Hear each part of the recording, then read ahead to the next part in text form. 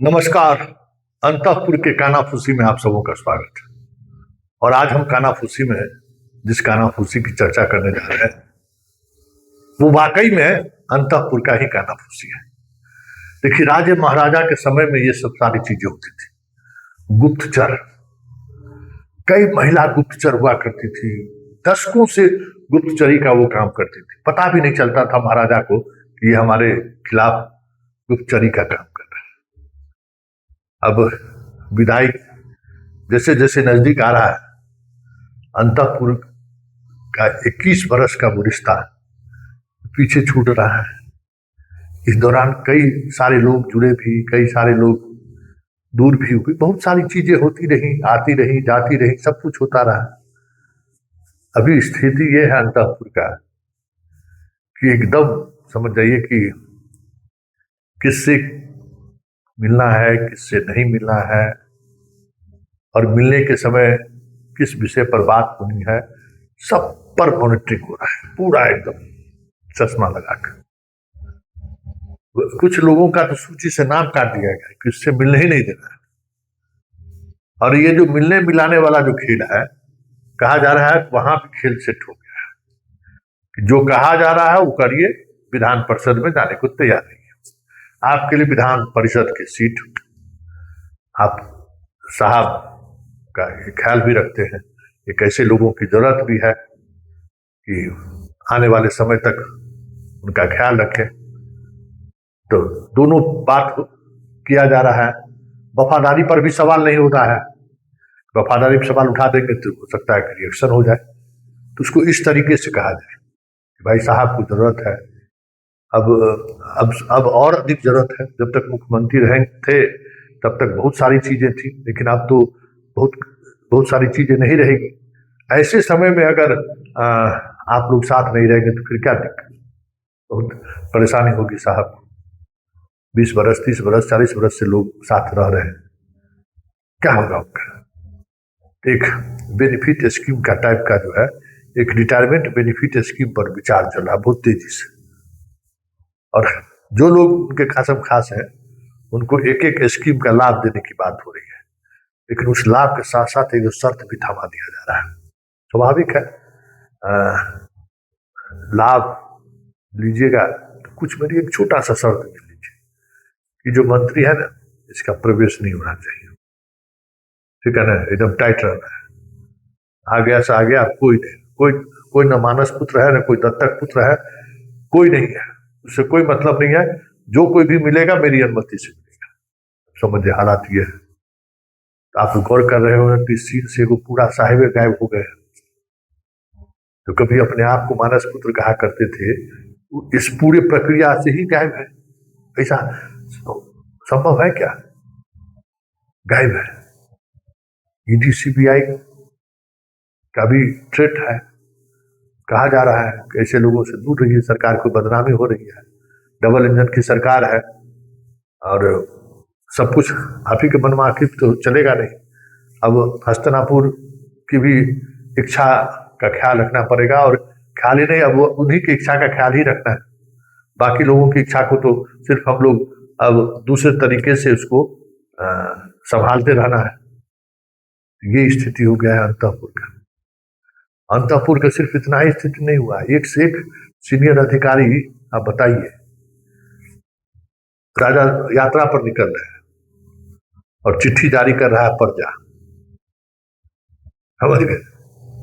परजा हमको लगता है कि इस बार जाएगा भी नहीं साथ। जो लोग जाते थे राजा के यात्रा के दौरान साथ में, सीनियर अधिकारी सब, अब वो अधिकारी सब आपको दिखाई नहीं देते तो कोई बड़ी बात नहीं होगी। समय पहचानता है सब। ये लोग तो समय पहचान के वहां पहुंचा है। जो जितनी ऊंचाई पर है उस समय का सबसे बड़ा पारखी है। तो ये लोग समय के पारखी वाले लोग 2020 में जब रिजल्ट लालू के पक्ष में होता हुआ दिख रहा था, सबसे पहले जो गुलदस्ता लेकर जो जनाब में, उनका तेवरे बदल गया है। तो जैसे लग रहा है कि अब तो नीतीश कुमार फिनिश। अब कौन डूबता सूरज को अर्घ देने जा रहा है? अरे निकाल दो यार चिट्ठी तुम्हें, हम कुछ चिट्ठी निकाल, ये स्थिति है। तो अभी जो एक महीना फिलहाल, मतलब हमको लगता है कि 10 अप्रैल से तक सरकार का जब तक सत्ता हस्तांतरण नहीं होता है तब तक बहुत सारे लोगों का चेहरा भी सामने आ जाएगा। अब देखते हैं सामने चौकड़ी जमता है क्या, जिन लोगों को पूजा पार्टी का चौकड़ी जम रहा था, अब धीरे धीरे सब लोग अपने आप को अलग थलग करना शुरू कर देंगे। अब जरूरत नहीं है। राजनीति में उपयुक्तावाद सिद्धांत काम करता है। आपकी कितनी उपयुक्ता है उसी पर सब कुछ निर्भर करता है। अब जनाब का कोई उपयुक्त नहीं, अब न मंत्री बनवा सकते हैं, न संतरी बनवा सकते हैं, न रिटायरमेंट बेनिफिट स्कीम दिला सकते हैं, तो फिर आपके यहाँ बेवजह समय देने से क्या फायदा है? साथ बैठ कर भुजा खाने से क्या फायदा है? साथ बैठ कर चाय पीने से क्या फायदा है? सब तो वही देखकर लोग आता जाता था ना। तो चारों तरफ यही सारी चीजें चल रही है कि अंतापुर के बादशाह की विदाई का बेला आ गया है। उनकी विदाई के बेला में क्या क्या होना चाहिए। और ये तो एक अलग पहलू है। और दूसरा पहलू ये है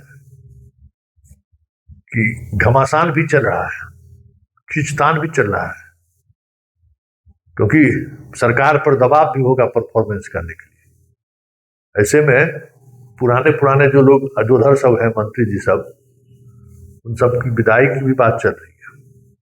अब जब हम खुद नहीं है तो सबको कोई मतलब नहीं है। जिनको अब सरकार चलानी है, जो बेहतर चलाना है, ये जो ठिकरा फोड़ने की जो कोशिश हो रही है ना ऊपर, सब ठिकराने में है ना कि राम नाम ही अपने आप में बहुत बड़ी चीज है। तो वही एक नीतीश नाम ही इतना बड़ा है ना कि बहुत सारी चीजें स्वाभाविक तौर पर उन पर बढ़ दिया जाता है। जैसे कहते हैं कि नीतीश कुमार को कौन डिगा सकता है? कोई झुका सकता है क्या?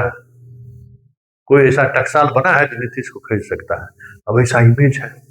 आज उसी इमेज की वजह से वो फंसे हुए हैं। कई बातें आपको इन सब चीजों में देखने को मिलेगा, बहुत सारी चीजें सामने आएंगी।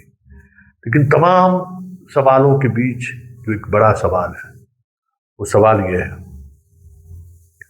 कि अभी तक 20 वर्षों तक कुर्सी को लेकर लड़ाई नहीं देखी गई। कुर्सी भले बदल जाए, मतलब समीकरण, बैठने वाला एक ही व्यक्ति था, बाकी लोग बदल जाते थे, एक ही व्यक्ति था। लेकिन पहली बार व्यक्ति बदल रहा है, कुर्सी वही है। तो उसका क्या इम्पैक्ट पड़ेगा, वो चीजें अब दिखने लगी है। इसलिए आने वाले समय में सत्ता का चरित्र ही है संघर्ष। तो यहाँ इस बार भी बहुत स्मूथली जैसा दिख रहा है ना, वैसा बिना किसी संघर्ष के सत्ता हस्तांतरण नहीं होने वाले हैं। इसलिए इंतजार करिए, खेला होवे।